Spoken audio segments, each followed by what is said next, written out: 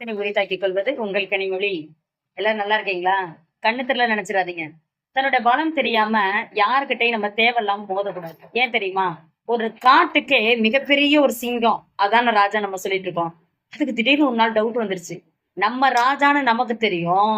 காட்டுல இருக்க விலங்குகளுக்கு தெரியுமா இது? அப்படின்ட்டு செக் பண்றதுக்காக சிங்கம் என்ன பண்ணிருக்குன்னா, காட்டுல இருக்க ஒவ்வொரு மிருகங்களையா போய் சீண்டி பாக்குறதுக்காக போணுச்சு. ஆக்சுவலி செக் பண்ணதான் போணுச்சு. ஆனா அது வெளியில தெரியக்கூடாதுன்றதுக்காக சீண்டி பாக்குறதுக்காக டீஸ் பண்றதுக்காக போணுச்சான்.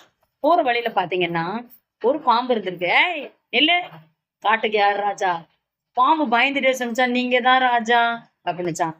டக்குன்னு போற வழியில பார்த்தா ஒரு மானை பார்த்துச்சான். ஏய் நெல்லு, காட்டுக்கு யார் ராஜா அப்படின்னு கேட்டுச்சான். நீங்க தான் ராஜா அப்படின்னு சொல்லிச்சான். Very good. உன் பிள்ளைகிட்ட கேட்டியா யார் ராஜான்னு கன்ஃபார்ம் பண்ணிட்டியா? நீங்க தான் ராஜா, நான் சொல்லி கொடுத்தா வளர்த்துற ராஜாவே அப்படின்னதும் அந்த பயம் இருக்கட்டும் அப்படின்ட்டு போயிட்டே இருந்துச்சான். ஒரு புலி வந்துச்சான். புலி வந்து நமக்கு சரி மல்லுக்கு நிக்கக்கூடிய ஒரு விலங்காச்சை, அதுக்கிட்ட கூப்பிட்டு கேட்டலாம் அப்படின்ட்டு, ஹாய் புலி நெல்லு அப்படின்னு சொல்லுங்க ராஜா அப்படின்னுச்சான். அப்ப அவன் நிதானத்துலதான் இருக்கான். அப்ப இவனும் ஒத்துக்கிட்டான், நம்ம தான் அந்த காட்டுக்கு ராஜா அப்படின்னு ரொம்ப சந்தோஷமா போனுச்சான். இது எல்லாத்தையும் ரொம்ப நேரமா ஒரு யானை வாட்ச் பண்ணிட்டு இருந்துச்சான். ஓ, கதை அப்படி போகுதா அப்படின்னு சொல்லிட்டு பக்கத்துல சிங்கம் வர்றதை பார்த்த யானை ரொம்ப அலர்ட் ஆகி நின்றுச்சு. வாடா மகனே அப்படின்னு மனசுல நினைச்சுக்கிட்டு இருந்துச்சான். சிங்கம் நேரா போய், ஹலோ மிஸ்டர் யானை, நான் யாரு அப்படின்னு கேட்டுச்சான். யானைக்கு தான் தெரியுங்களா இது என்ன கேட்க போகுதுன்ட்டு. நீ சிங்கம் அப்படின்னுச்சான். ஏய், இந்த காட்டுக்கு நான் யாரு அப்படின்னு உடனே யானை சிரிச்சுக்கிட்டே சொன்னான். இந்த காட்டுக்கா நீ ஒரு மிருகம் அப்படின்னு சொல்லி சொன்னிச்சான். என்னடா அது முன்னுக்கு பின்முரணாவே இது பேசிக்கிட்டே இருக்குதே அப்படின்னு சொல்லிட்டு, ஹலோ மிஸ்டர் யானை, கரெக்டா சொல்லுங்க, இந்த நாட்டுக்கு இல்ல இந்த காட்டுக்கு நான் என்ன பதவியில இருக்கேன்னு கரெக்டா சொல்லு அப்படின்னு சொல்லி கேட்டுச்சான். உடனே என்னடா பதில் சொல்லும் அப்படின்னு யானையா பாத்துக்கிட்டு இருந்துச்சு. யானைய தானே, யானையோட வாயவே சிங்கம் பாத்துக்கிட்டு இருந்துச்சுல. உடனே டக்குன்னு பொட்டுல அடிச்ச மாதிரி சொன்னிச்சான். ஏய், இந்த காட்டுக்கு நீ யாரா வேணாலும் இருந்துட்டு போ, என்கிட்டயே கேள்வி கேட்கிறேன் அப்படின்னு அதட்டுச்சான். உடனே சிங்கத்துக்கு போவோம் வந்து பிடரி மயிர் பிழிஞ்சுக்கிட்டு அப்படின்னு பக்கத்துல வந்துச்சு பாருங்க.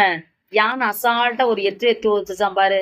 சிங்கம் ஓடி போய் பக்கத்துல அந்த பாறை மேல டம்முன்னு மோதி அப்படின்னு மண்டையெல்லாம் இருட்டிக்கிட்டு முதுகுல உடஞ்சு கீழே விழுந்துருச்சான். உடனே யானை பக்கத்துல போனுச்சான். சொல்லட்டுமா நீ யாருன்னு இந்த காட்டுக்கு அப்படின்னு கேட்டுச்சான். ஐயோ வேணாம் வேணாம் வேணாம், நான் யாருன்னு எனக்கு தெரிஞ்சிருச்சு, நீங்க வழிய பார்த்துட்டு போங்கோ அப்படின்னு சொல்லிருச்சாங்க. உடனே யானை அமைதியா பார்த்து பக்கத்துல இருக்க மிருகங்கள்லாம் பார்த்துச்சான். பைத்தியங்களா, என்னதான் அது காட்டுக்கு ராஜான்னு தன்னை சொல்லிட்டு போகட்டும், காட்டுக்கு ராஜானே நம்ம வந்து அங்கீகரிச்சுட்டு போலாம், அதுக்காக எல்லா நேரத்துல அடங்கி போகன்ற அவசியம் இருக்குதா என்ன அப்படின்ட்டு பார்வையால சொல்லிட்டு போனுச்சான். உண்மை அதுதாங்க. லைஃப்ல நம்ம பெரிய லெவல்ல நம்ம தான் வாழ்ந்துட்டு இருக்கோம். நம்ம யாரு மத்தவங்களுக்கு காட்டணும், கண்ணுல விரல விட்டு ஆட்டணும் அப்படின்னு நினைக்கிற எல்லாரும் அவங்கள விட வலிமையா ஒருத்தவங்க வர்றாங்கன்னு வைங்களே, அசிங்கப்பட்டு அவமானப்பட்டு கீழே தான் விழ வேண்டியிருக்கும். சரியா? அதனாலதான் சொல்றேன், தலகணத்தோட நம்ம வாழக்கூடாது. காலால நடந்தோம்னு வைங்க, ரொம்ப தூரம் நடந்து போலாம்.